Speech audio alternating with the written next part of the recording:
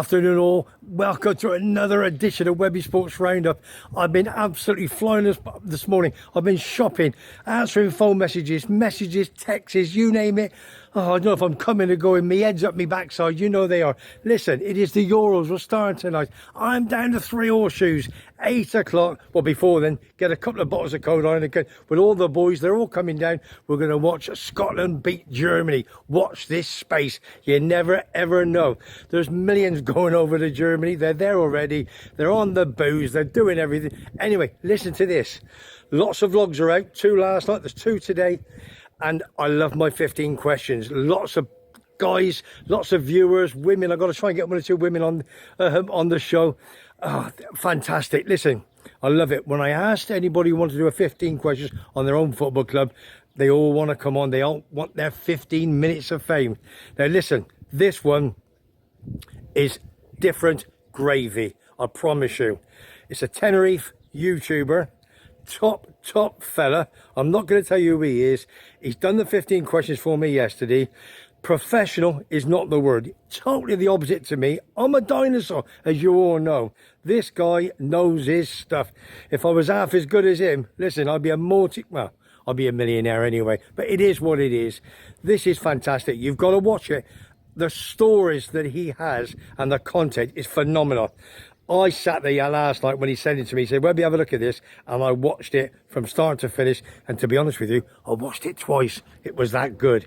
Content, the stories are phenomenal. So what I'm going to say, yeah, you know what I mean. Do us a favour. This young man from sunny Tenerife, it's cloudy today.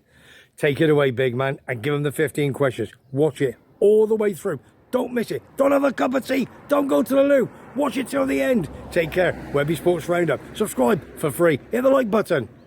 Hey Webby, good afternoon. Thank you very much for inviting me down for the 15 questions on the football. As you can see, I'm actually I'm a Manchester lad, born and bred. Grew up in Manchester, spent all my time there, and I actually come from pretty much a family of Blues, to be honest with you, City supporters.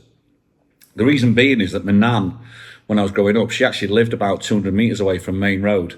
And every Saturday, or every other Saturday, about 50 police officers descended on a house. And she used to make the cups of tea for all the police before they went up into the match to actually steward the match. My brother, therefore, he's now a big Blue City fan. And I would have been the same, actually. I went to a lot of City games with my brother. But for the one thing that happened in my life, very young, about 11 years of age, I actually had a life in my first career as a golf professional. And when I said that I wanted to learn to play golf, I got quite rightly told that I needed to learn to caddy first. So I caddied for a gentleman every Saturday with his son. And I didn't know who he was. I just knew his name, and his name was Sir Matt Busby. So I actually caddied for Sir Matt Busby for a year when he played every Saturday with his son, Sandy. And he played with the likes of, I don't know, Alex Ferguson, Brian Robson, Frank Stapleton, Gary Bailey. They all played along with him on a Saturday. And because of that is the reason why my interest in football grew, and I actually became a Red. So for me, it's the theatre of dreams for me all the way through Old Trafford. Sorry, Scotsman Tenerife, we have a lot of banter about that with him being a Liverpool player, but I'll come more into that. So anyway, your questions. Great questions, Webby. First one of all, favourite current player. I think it's got to be Kobbie Mainoo at the moment. I'm all for the youth. I think it's phenomenal to see the youth coming through.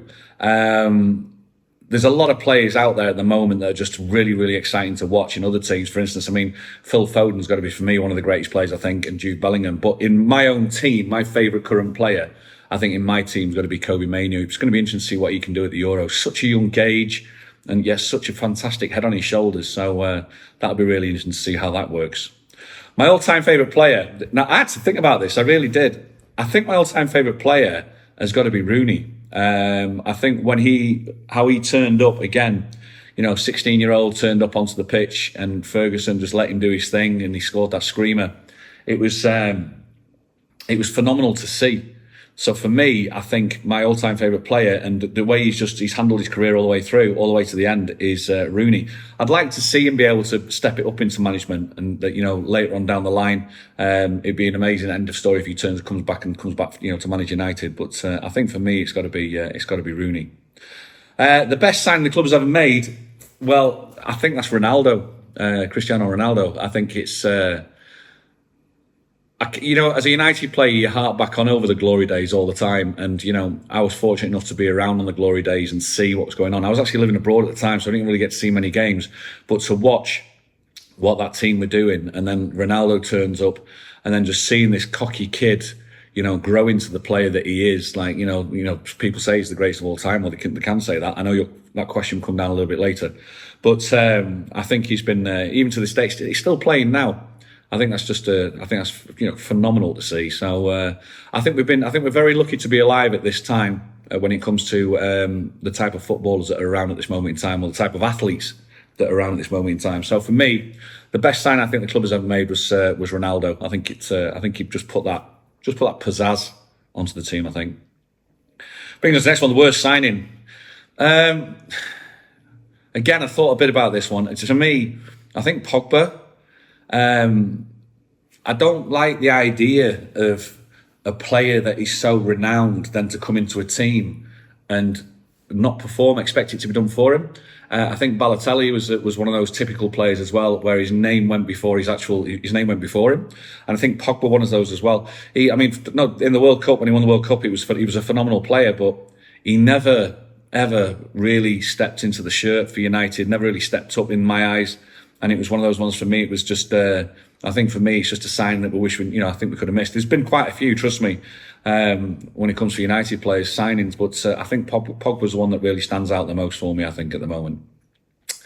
The best game I've been to. Now, I couldn't answer this. I really couldn't answer this. And the reason being is because I'm not the football lovers like you are.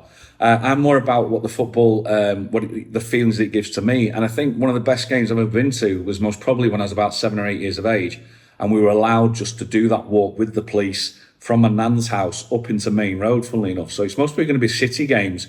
When me and my brother used to go into CAIXESBBXXX, and I'd watch the game. I wasn't really fully into football at the time, but the memories that brings back to me, and the feeling of the brotherly love, the brotherhood that I had with my brother, they were special times.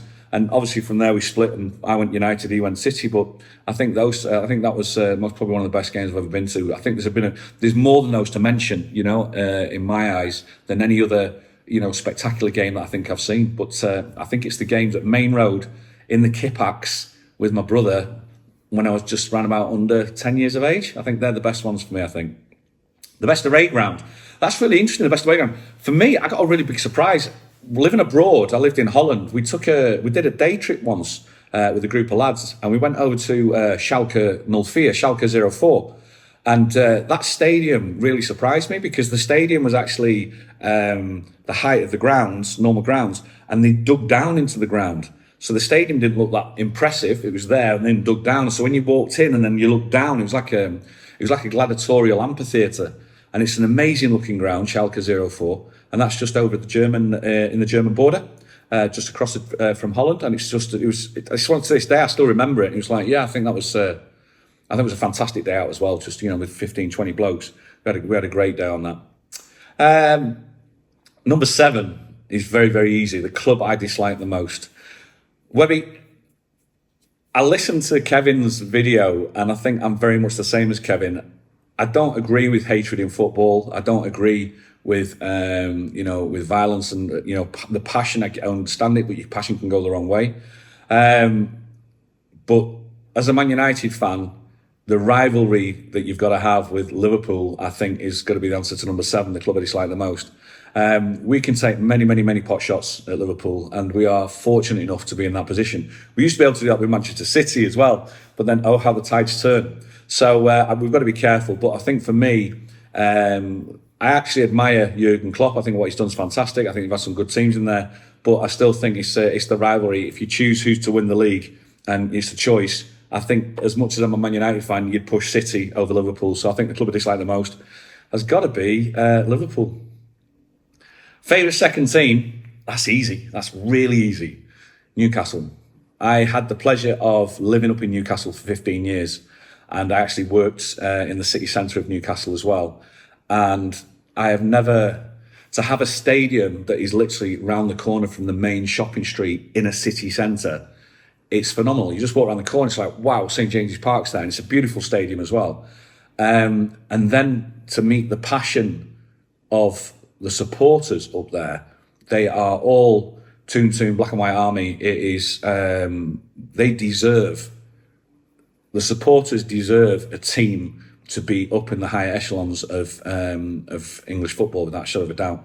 And I wish them all the luck in the world. I think their future is going to be very, very good now they've been bought out. I think they're. I'll come down to a couple more questions later on with another style with Newcastle, but I think they deserve it. And to me, my favourite second team is always Newcastle. I've got to first of all see what score United have done, and then after that, I'm straight over to see what Newcastle have done. So it's Newcastle for me.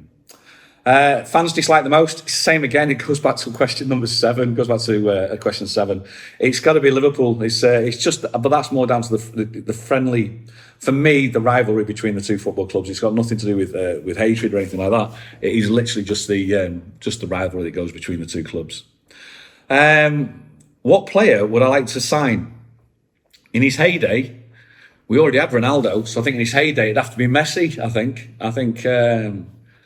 I've watched Lionel Messi. As mentioned before, I'm not as passionate a football fan as you guys are, but I do watch. From the I watch from the periphery, and to watch what Lionel Messi's done through a career has just been phenomenal to see. I think I still remember being in, I think it was Magaluf in years ago in the Champions League final when it was Manchester United against Barcelona, and I'm in a bar in Magaluf, and the screen was just massive. And I'm watching this game, and I think we were 1-0 down at the time. And then the second goal was by Messi. And to be honest with you, I'm watching the screen, and I could see it coming from 5 minutes away. You're just looking, going, "Oh, there it is. Oh, there you go. Oh, my, there." And then it's in. And it was just the tactician. It's like moving chess, and he's got to be one of the best chess players when it comes to that sort of thing. So it's just to me, I think Messi is the game that I'd like to sign. Most likely to sign in his heyday. What manager would you like to have? Can we get Alex Ferguson back? Manchester United 2 days ago have actually decided to keep Erik ten Hag on after a review, and I completely agree with it. I actually think Ten Hag is a great manager, and I was excited when he got signed, and I'm excited to see what he can do. And I know he's had setbacks. I know there's disarray above in the board, but it looks like things are starting maybe to iron out a little bit, and it gives Ten Hag a chance to be able to do what he was supposed to do when he turned up at Old Trafford. I mean, he just came back winning off the league with Ajax. So it's I think at the moment the manager I'd like to have is most probably Ten Hag, but if not, I'd say it's got to be Eddie Howe, because Newcastle Howe is just from what he's done with his teams with Bournemouth and now in Newcastle to see, I think it's a completely different style of manager. He's a grounds manager that goes up from the ground, where Ten Hag is from the top looking down. So I think either one of those two, I'd settle for one of those two, that's for sure. But I think at the moment, I'm quite happy that we've got Erik ten Hag. Number 12, Messi or Ronaldo? Well, we've already got Ronaldo. We've had Ronaldo. But nice to get Messi. That's a tough one, isn't it? It's a tough one. I think out of all of it, I think natural, pure talent, it has to be Messi. I think work ethic, it's Ronaldo. But I think natural born talent, Messi. In the golfing world, it was almost like, is it Seve Ballesteros or Faldo? And like Faldo could win, but to me, it was always Seve Ballesteros because of the flair. And I think that's what Messi has as well. So I think Messi on question number 12. Question number 13, Maguire in your team? Yes, I do think Maguire should be in the team. I think he fell out of favour, 100%. He made some clangers and fell out of favour and lost his form. But I think the worst thing about that, and this is where this sort of social media can be very dangerous, it became a meme. So it became and got portrayed a lot worse than actually what he is. And at the start of the season, they were going to drop him, and he worked his way back into the team. And, to get back into a team like Manchester United, I think, you can't be that bad, really. So I found it interesting that they dropped him for the Euros, but I also think that youth needs to come through as well. So that'll lead us into actually question number 14 about Gareth Southgate. Do you think he's any good? I think this Euros, I think we most probably have the best England team that I've ever seen on the planet, the best attacking force I think I've ever seen in my life. And I always remember it all the way back to 1984, I think was the World Cup. I think it was the Hand of God World Cup. That's where I first felt disappointment. And I've been feeling it pretty much ever since. And I think with the team that we have, I think we've got an absolutely phenomenal team. But I think we've got one of the worst managers to handle them. I don't think Southgate is... I'd like to see a football team where if we can score 6 and lose 6-3, it's no problem. If we can score, the other team scores 5, but we can score 7, because that's what we're capable of doing. I don't think there's any problem. Whereas I think Southgate plays it too safe, and I think that's where it goes, the 0-0s and the 1-0s. And I just think it just suppresses the attacking force potential that we have. So for me, I was extremely pleased to hear that they were keeping Ten Hag at Man United, because Southgate was in the periphery of joining. If not, he was one of the managers, and I just don't think that's right for it. So in my answer to Southgate any good, I think I'd like to see a different manager at the helm looking after these guys, but that's my choice. Question number 15, do I watch women's football? The answer to that, the honest answer is no, I don't. And the reason why I don't is I don't know enough about it. I only just watch men's football when I get a chance with working and the stuff that I do. But the women's football, no. I heard an interesting... You see, what I think's most probably happened with the women's football is that men's football in my day used to be on the BBC One and ITV and then got sold off. And then these companies then need to fill it.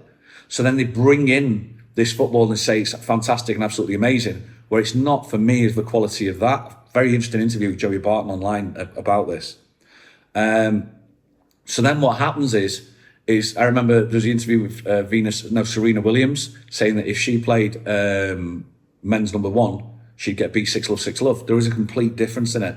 So when I do get the time to watch stuff, I'll tend to go towards the top of the game, and that'll be the men's football, so not the women's football. Okay.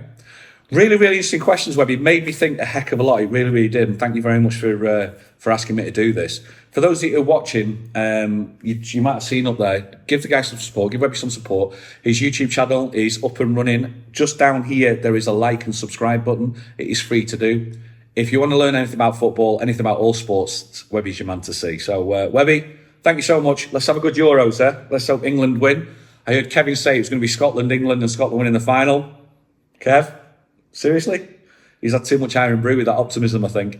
See you, Webby. See you soon, mate. All the best, and thanks for having me. Cheers, guys. All the best. I tell you, was that superb? I'm going to watch it again tomorrow, Sunday and Monday. Listen, it's hard to say, is it my best? It probably is. I've done a few already, and I've got lots more on the way coming over, etc. But that was phenomenal. When you're talking about Sir Matt Busby, and he caddied for him. You're talking Man United, Cantona, all the big boys. He never mentioned Paul Scholes, my pal. Sorry, Rick. Listen, if you haven't tuned in, you've got to watch this. Watch it till the end, as you obviously know. Watch it again and again. Subscribe to Rick's channel. He's over here on Tenerife. He does everything. Top fella. Rick's channel. Watch it. Subscribe. Get on it. Quick. WEBBY'S Sports Roundup. Here in sunny Tenerife. Cloudy today. Don't forget, the Euros starting tonight. I'll be in the 3 horseshoes. Hit the like button. As they always say, if you like what you see, if you like what you hear, WEBBY'S Sports Roundup. 30 years, 3 pubs later, I'm retired and I'm happy. Love it. See you later. Watch the next one.